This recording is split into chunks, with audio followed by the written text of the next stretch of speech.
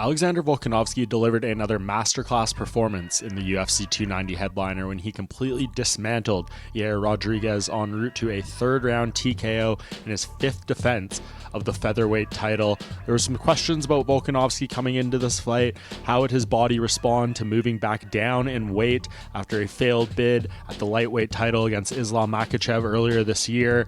Where was he at mentally after suffering his first defeat in many, many years? Well, he answered all of those in spades, looked as good as ever, maybe better than ever. He seems to feel he's evolved a lot from that fight against Makhachev and tasting defeat that forced him to push his game to another level, and we saw that come out inside the octagon. Just a great showcase from Volkanovski in this fight, and really once again proving that he is one of the top pound for pound fighters in the sport, one of the greatest featherweight champions of all time, perhaps the greatest now at this point given his run of success in this weight class, the competition he has beaten at this point, and it is just clear he is a tier above all these guys at 145 pounds right now, which leaves questions about what comes next for him.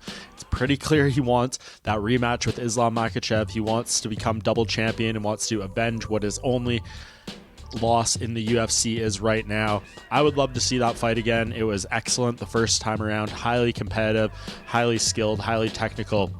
I think an encore would be just as compelling. Maybe it goes a little bit differently. I'm not so sure what adjustments Volkanovski would make, but he seems quite confident that he would make significant adjustments and that he's able to get his hand raised. In fact, guaranteeing me at the post-fight press conference that he would get the win if they run it back. The question is, will he get that rematch? It seems right now that there is an opportunity open for him. We know Makhachev is going to be fighting in Abu Dhabi in October.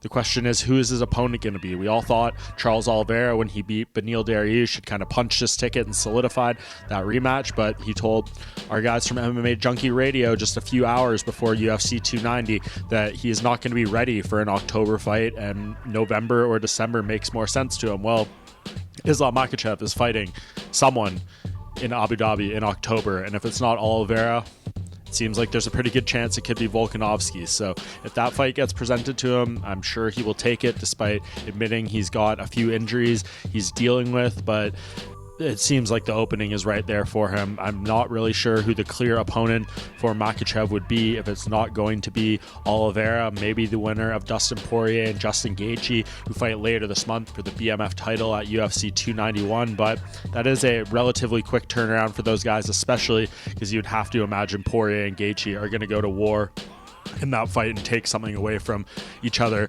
inside that octagon and need a little time to turn around and prepare for what will surely be the final title opportunity of either of their respective careers. So Volkanovski to me seems like as good of a candidate as any. I feel like he's probably the front runner at this point to get that shot against Makhachev. We'll see how part two goes, how things are different, but Volkanovski positioned himself very, very well here. And if that matchup doesn't come to fruition, you have an excellent backup opportunity with Ilia Topuria, the undefeated contender. They faced off cage side right after the main event, and I think that is a big time fight for the featherweight division as well. So Volkanovski has the best thing you could possibly ask for a dominant champion right now, and that is options.